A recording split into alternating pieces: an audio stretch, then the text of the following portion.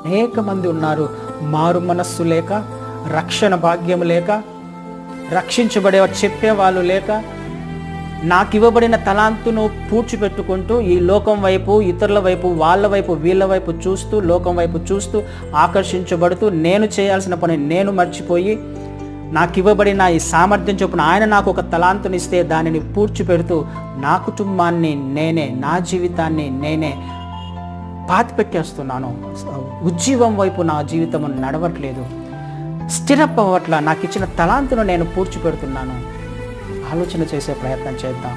నీలో ఒక మంటను చూడాలని ఆశపడుతున్నాను. నీ ద్వారా నీ కుటుంబం రక్షించబడాలి, నీ ద్వారా నీ చుట్టుపక్కల ఉన్న వాళ్ళు నీకు కనెక్ట్ అయి ఉన్న వాళ్ళు రక్షించబడాలి.